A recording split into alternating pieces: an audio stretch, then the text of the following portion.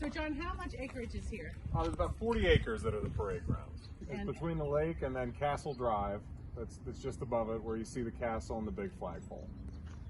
And what have the uses? Well, the uses right now are just strictly recreation. At one point, there was a golf course. There was 3 holes that were in the middle of the parade field, and some of the tees you can kind of see where people were hitting from. But right now, mostly recreation. This is kind of sacred ground as far as the state is concerned. You can't build on the parade grounds. And what do you envision doing with it? Festivals, getting people back up here, outside events, raffles, you name it. We want to bring fireworks back to the mountain. That's a big priority. Because that was such a big deal. Mountain days, getting people back excited to be back up here. So family entertainment. Family entertainment, outdoor. Absolutely. Yep.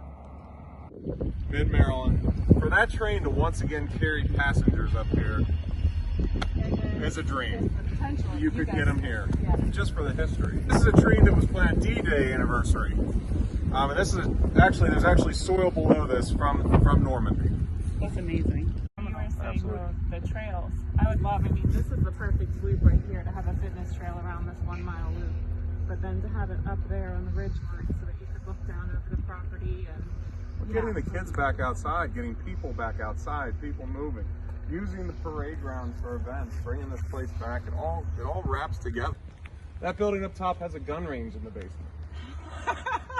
Of course it does. Well, why wouldn't you? You don't have a gun range in your basement? Always wanted one. This is a World War II Veterans Memorial, where there's actually I believe a pine grove planted as a memorial forest.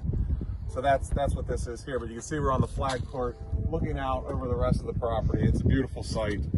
This has to be upkept. This is sacred. We have to take care of this. And then, can you tell us what this building is down here? That was the ice house.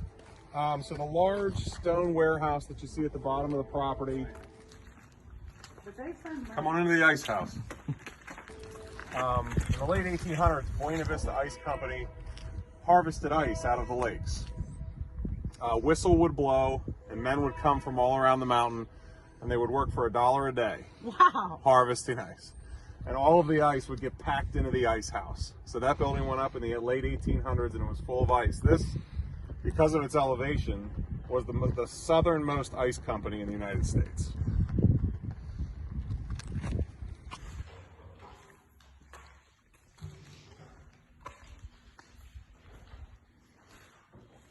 Yeah, but a giant event center. You can see a big event center here, but like I said, a brewery, restaurant, shops, you could have everything in here. How many square feet is it? 50,000. Is that right, Mike? 50,000 square feet, roughly? Yes. Yeah.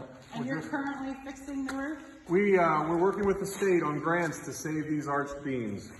We want to save the classic arch beams in here because they have to be saved if at all possible. It really adds a ton of character to this building. But you can see on the sides, you can have 2-story walkways, you could have all kinds of things going on in here. And this would hold 300, 400, 500 people. Easily. Yeah. Easily. It's a massive structure. And the first one on the property. This is the officer's office, also affectionately known as the castle. Outdoor art education center for kids. I'll do this thing. It was very much on the lines of the contemporary architectural structure. A lot of stone windows.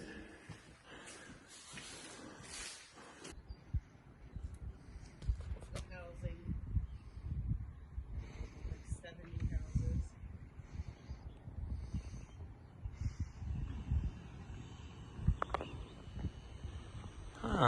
These are really, really cool buildings. Yeah. They're each about 1,200 square feet apiece.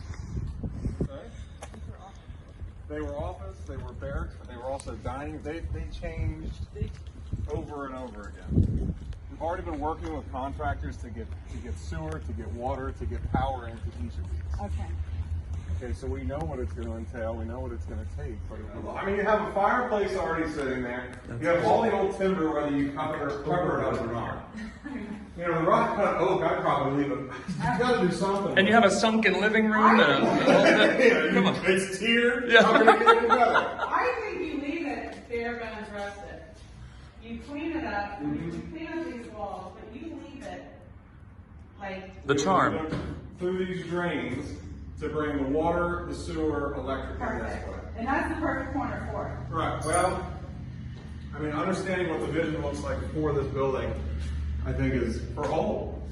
It has to be old vintage. Mm-hmm. It can, and I think it should be a mix of worldly things. You should have some Dutch pieces, you should have some German pieces, you should have some French pieces, and be eclectic through here. Where I'm not saying go and buy top quality stuff. I'm saying we can hunt. I have places to hunt that for peanuts, less than you buy new stuff for. Yeah, this is Lakeside Hall, built in 1933. This was the original officers' club for the Army, for the military. This is where they hung out, had parties, things like that. Turned into a wedding venue, sits on the lake. It's beautiful. I mean, you can look around and just see the old stone fireplace, ornate woodwork. This is protected by the Maryland Historical Trust inside and out. And this has been doing weddings for quite some time now, right? For a long time. And then you've got the lake right outside, which you have access to kayak Yeah, and. the lake and then the dock out there. Is it just no anything? No that's not motorized. Okay, that's No good. motorized on the water. And is there fish in the lake? Yeah, yeah, there is fish in the lake. Yep. They hold fishing tournaments and things like that.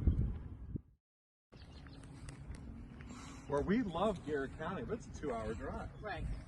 You know, people come up here and they go, what in the